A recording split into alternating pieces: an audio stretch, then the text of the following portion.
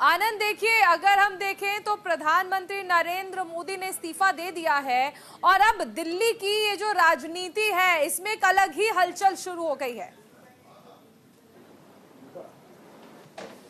जी बिल्कुल, अगर हलचल की बात की जाए तो एनडीए गठबंधन के साथ साथ इंडिया गठबंधन दोनों सरकार बनाने को लेकर कोशिशें कर रहे हैं, लेकिन हमारे साथ इस वक्त वो व्यक्ति हैं जो कि अगर दिल्ली की बात की है तो दिल्ली ने 2014, 2019 और उसके बाद 2024 में क्लीन स्वीप किया।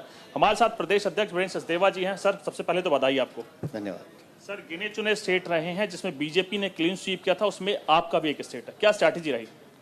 हमारी स्ट्रेटेजी बिल्कुल सीधी है। माननीय प्रधानमंत्री श्रीमान नरेंद्र मोदी जी के नेतृत्व में, उनके सानिध्य में ये चुनाव लड़ा गया और दिल्ली की जनता ने भरपूर आशीर्वाद माननीय मोदी जी को दिया है, इसलिए हम 7 सीटें जीतने में सफल हुए। सर, क्या वो मुद्दे रहे जिसके चलते आप लोग चुनाव गए? और कहीं ना कहीं ये माना जा रहा है कि आम आदमी पार्टी के जो करप्शन वाली नीति थी, करप्शन के जो आरोप थे, स्वाति मालीवाल के आरोप थे, उससे आपको ज्यादा फायदा हुआ?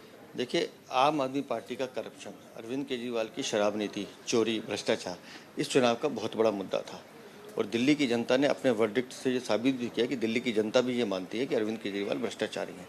एक बहुत बड़ा मुद्दा था, उसके भ्रष्टाचार को वो स्थापित हुआ कि आम आदमी पार्टी ने भ्रष्टाचार किया है।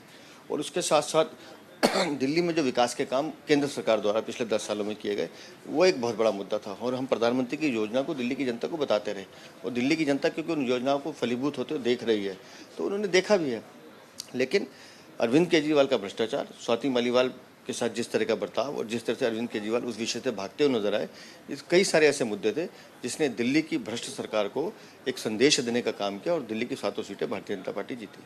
सर, गठबंधन के साथ विपक्ष आपके साथ सामने आया था, एक भी सीट नहीं मिली, तो क्या लगता है वो गठबंधन का असर नहीं करा? देखिए, दिल्ली की जनता देश की राजधानी की जनता है, वो सब समझती है। जब ये अवसरवादी गठबंधन, स्वार्थी गठबंधन, चोर गठबंधन एक साथ आया था और वो दिल्ली की जनता देख रही थी कि पंजाब में एक दूसरे का गला काट रहे हैं और लेकिन यहाँ गले मिल रहे हैं, तो दिल्ली की जनता ने उसी समय मन बना लिया था कि इस अवसरवादी गठबंधन को छोड़ना है और माननीय प्रधानमंत्री जी के नेतृत्व के साथ दिल्ली को जाना है। तो वो स्पष्ट था और मुझे खुशी इस बात की है कि इस गठबंधन को दिल्ली की जनता ने संदेश दिया है कि भ्रष्टाचारियों की जगह जेल में है, दिल्ली की सरकार में नहीं। वोट परसेंट लेकिन उनका बढ़ा है सर। आप जिस वोट परसेंट को बढ़ाने की बात कर रहे हैं, हमारा वोट परसेंट 2% कम दिखा रहे हैं। उसके पीछे के कारण है, गर्मियों में चुनाव हुआ, वोट परसेंटेज पिछली बार के मुकाबले गिरा, लेकिन 7 सीटों पे हमारा मार्जिन बहुत अच्छा है। 3 लाख का भी है, 2 लाख का भी है, 1 लाख का भी है और मुझे नहीं लगता कि उससे हमें कोई फर्क पड़ता है। अब हमारी तैयारी दिल्ली विधानसभा चुनाव को लेकर है और विधानसभा चुनाव में भारतीय जनता पार्टी का कार्यकर्ता मुख्यमंत्री बने। आनंद, एक सवाल अगर आप और ले सके, मेरा आखिरी सवाल ये है कि 7 सीट चुनाव में अच्छा प्रदर्शन नहीं कर पाती है, लेकिन लोकसभा में क्लीन स्वीप हुआ है, क्या ये प्रदर्शन विधानसभा चुनाव में दोहराया जाएगा? सर, अगर बात की जाए सवाल का, तो एक सवाल ये भी है कि दिल्ली की अगर बात की जाए तो बीजेपी जब लोकसभा का चुनाव होते तब अच्छा प्रदर्शन करती, लेकिन जब विधानसभा की बात होती तो वो प्रदर्शन पूरी से अलग हो जाता है। 2014 में हुआ, 2019 में हुआ, मैं उन कारणों पे नहीं जाता, लेकिन 2024 का कारण बताता हूँ। 2024 में हम ये स्थापित करने में कामयाब रहे कि दिल्ली में एक भ्रष्ट सरकार का शासन है, एक ऐसी सरकार है जो दिल्ली को पानी नहीं दे सकती, एक एक आदमी पानी के लिए तरस रहा है, एक ऐसी सरकार है जो लूट का शासन चला रही है और दिल्ली वालों के पास अब विकल्प क्या है? कांग्रेस यहाँ खत्म हो चुकी है, आम आदमी पार्टी भ्रष्टाचार में लिप्त है और ये स्थापित हो चुका है।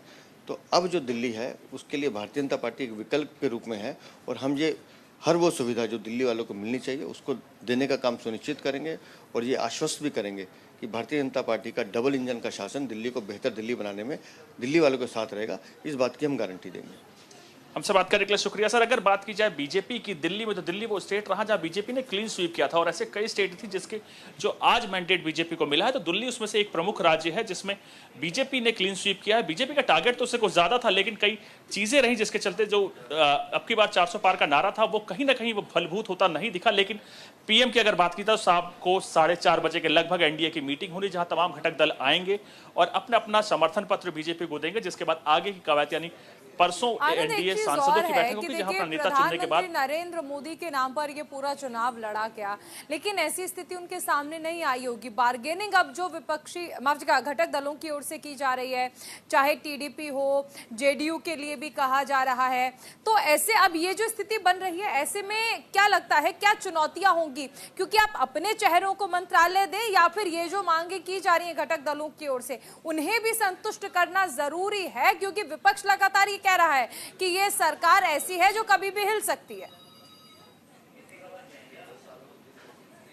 जी बिल्कुल, अगर कोलिशन की बात की जाए तो इतिहास इस चीज़ की गवाही देता है कि जब भी कोलिशन की गवर्नमेंट बनती है तो कहीं ना कहीं खींचतान होता है, चाहे मंत्रिपरिषद को लेकर हो, चाहे किसी मुद्दे को लेकर हो। और यही कारण एक समझते हुए एक बार फिर कहीं ना कहीं ये देखा जाएगा कि टीडीपी जो कि सहयोगी है बीजेपी के, उसके साथ साथ जेडीयू अब से अपनी दावेदारी लगातार थोपे जा रहे हैं। कहीं ना कहीं अगर टीडीपी की बात की जाए तो स्पीकर से लेकर 3 मंत्रालय मांग रहा है और जेडीयू की बात की जाए 4 से 5 मंत्रालय की मांग कर रहा है। देखने वाली बात ये होती है कि जब नेगोशिएशन शुरू होंगे तो क्या जो मंत्रालय मांग रहे हैं वो मिलेगा। और उसके साथ साथ कई ऐसे घटक दल और मिजा, जीतन राम मांझी की बात की जाए, चाहे चिराग पासवान की बात की जाए, तो एनडीए को लेकर जो घटक दल हैं कहीं ना कहीं अब अपनी हिस्सेदारी राष्ट्रीय स्तर पर भी मांग रहे हैं। उसका यही कारण है कि एनडीए के यानी बीजेपी के पास पूर्ण बहुमत न होने के चलते ये कोलिशन का इतिहास रहा है कि कई मुद्दों के साथ साथ मंत्रालय को लेकर खींचतान अक्सर होती रहती है।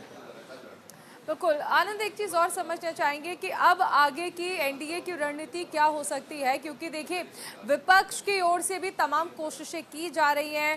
कल से एक नैरेटिव सेट किया जा रहा है कि देश के लोग बीजेपी से और नरेंद्र मोदी से खुश नहीं है, इसलिए बीजेपी को क्लियर मैंडेट है। आप क्या कहना चाहते हैं? जी आनंद,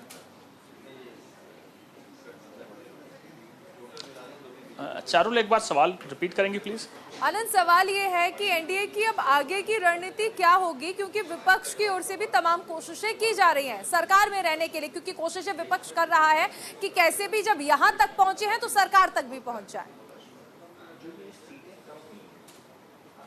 देखिए विपक्ष लगातार इसको लेकर कोशिश कर रहा है, लेकिन आपको समझना होगा जो जनता का मैंडेट है वो एनडीए के साथ है और एनडीए इस वक्त भी अपने मैंडेट यानी फुल मेजॉरिटी के साथ ही आगे बढ़ रहा है। शाम को मीटिंग से वो तमाम चीजें जो औपचारिक रूप से होती हैं, जैसे समर्थन पत्र, वो ले लिया जाएगा और उसके बाद 7 तारीख को खुद तमाम सांसद अपना नेता चुन लेंगे। जो बताया जा रहा है हमारे सूत्र, खुद प्रधानमंत्री को चुना जाएगा नेता, क्योंकि जो नेता चुना जाता है सांसदों का वही प्रधानमंत्री बनता है। और 8 तारीख को प्रधानमंत्री नरेंद्र मोदी शपथ ले लेंगे। तो एनडीए का इस वक्त सबसे अहम काम एक ये माना जा रहा है कि वो सरकार बनाने को लेकर आगे बढ़ चुके हैं और कहीं ना कहीं किसी भी पार्टी को मौका नहीं दे रहे कि इस बीच में आया जाए। दरअसल 17वीं लोकसभा की बात की जाए तो प्रधानमंत्री ने उसको भंग करने की सिफारिश कर दी है और इस वक्त प्रधानमंत्री नरेंद्र मोदी एज ए कार्यवाहक प्रधानमंत्री के तौर पर आगे बढ़ रहे हैं। तो उसको लेते हुए सबसे पहले बीजेपी की कोशिश यही कि सरकार बनाई जाए और किसी भी प्रकार की कोई भी गुंजाइश, क्योंकि टीडीपी और जेडीयू का आप इतिहास देखें तो कहीं ना कहीं वो कांग्रेस के साथ भी रह चुके हैं। यही कारण है कि बीजेपी उनसे कोशिश कर रही है कि तुरंत सरकार बनाई जाए, किसी भी विपक्ष को कोई भी समय ना देते हुए किसी आगे बढ़ाई जाए। क्योंकि आगे अगर बात की जाए, भारत का इतिहास